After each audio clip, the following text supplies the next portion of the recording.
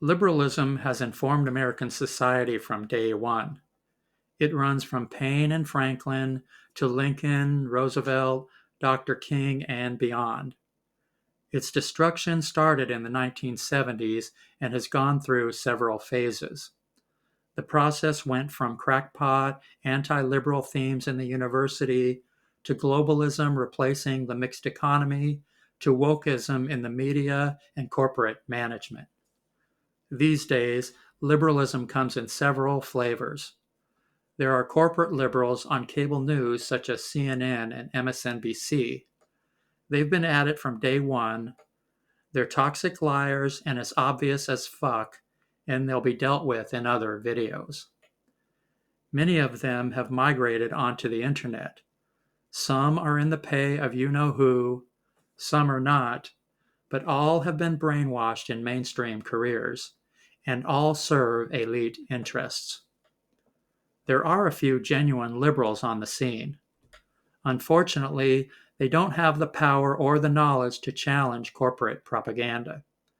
They spend their time complaining about wokeism. They don't mention its financial backers, the gross corruption on the right, or any other important issue. There also are left wingers piggybacking on the liberal brand. They downplay wokeism whenever possible, which even they know is insane, but they defend it whenever necessary. This is treachery and fanaticism for the purpose of dismantling society. It's also strategic and another counterfeit. We'll start with them. They've imported most of the rhetorical tricks of mainstream media, but their favorites are cherry picking, repetition, and hyperpartisanship. They present themselves as independent voices, but like partisans everywhere, they tell only half the story. It's the half that's flattering to their audience and contemptuous of others. Key facts and contradictory info are missing. That's an even worse problem, as we'll see later on. The new leftists are also profiteers, which is shown in their tactics. Their narratives include jibes and insults for the other side.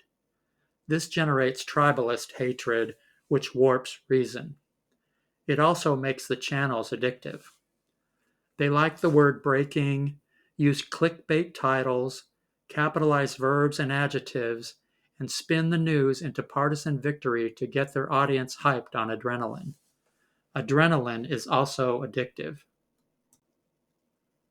On the David Pakman show, a judge threatens to kick Trump out of court, and DeSantis is confronted by a voter about a book ban of Dr. Seuss. This is typical Pakman. He either runs non-issues or celebrates far-left ideology. Here he goes even further, claiming that the book ban will backfire on Republicans. How that'll happen is anyone's guess. The triumphal march often moves into Fantasyland. On the Brian Tyler Cohen podcast, Trump only got 50% in the Iowa caucus. Turnout was low, the Haley vote was hostile to Trump, and Trump's attorney has withdrawn from representing him. Welcome to the world of endless trivia. The liberal redneck, Trae Crowder, is an amazing comedian, but he follows the same formula. He compares Iowa caucus voters with zoo chimps playing with themselves in front of a field trip, and it doesn't get any funnier. But he can't understand why voters like Trump. This is a key question. Though the answer is obvious, it isn't mentioned on any liberal platform.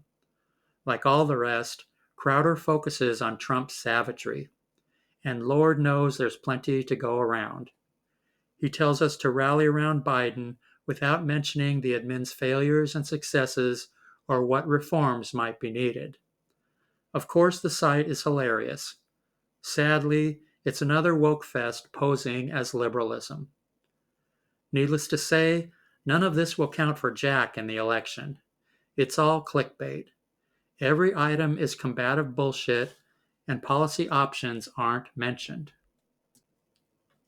Likewise, Robert Reich is a superb economist. He's also a corporate liberal. When he's not providing economic news, he's reciting elite policy.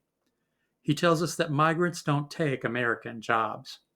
But anyone who's seen a construction site knows that's not true. And walking through a Microsoft Quad at lunch hour, you'll think you're in Mumbai. But Reich's audience could care less about working people. They only build and operate the infrastructure on which we all depend. Liberals are taught in college that their knowledge is superior to mere craftsmanship. Two of their pet names for us are deplorables and low information voters. And since our knowledge base is inferior, it's fine to treat us like dirt.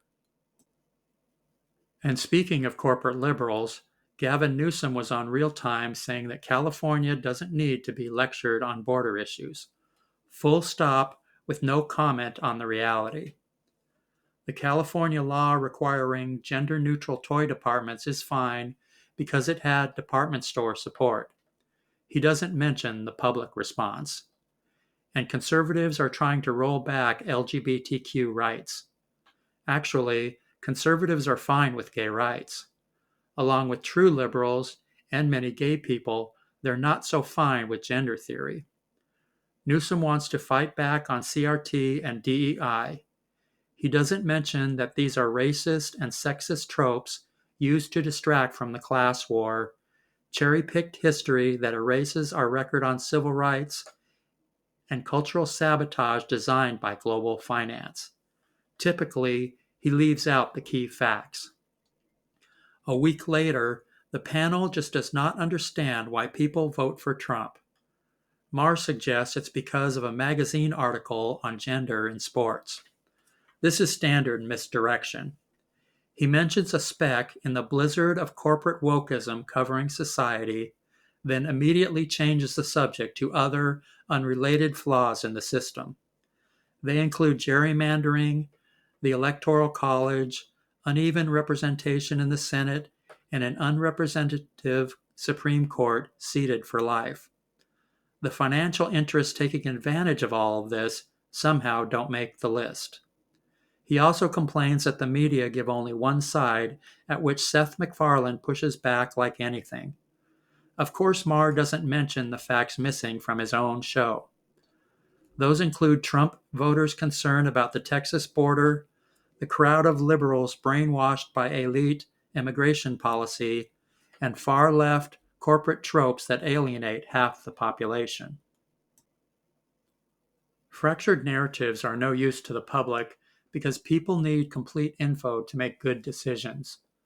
The partisan model also presumes that we are perfect, have no need to address real issues, and have every right to win. But winning should not be the only objective. We also need to reform the party. Without reform, we can't win because leftist ideology is sabotaging us. And without reform, we can't govern effectively. We can't secure the border. We can't work with Republicans. We can't get rid of left-wing extremists or reverse a foreign policy that coddles dictatorships and terror states. And we can't wield the mighty powers of liberalism to restore society and inform public policy. But don't expect reform from the dingbats and profiteers we've talked about so far. Faux liberals are doing as much to poison the public square as any Republican bait-and-switch campaign ever hatched. And don't expect reform from conservatives in the next video. Both groups are deluded by the warped discourse and fragmented views dumped into the public square by your friends in corporate finance.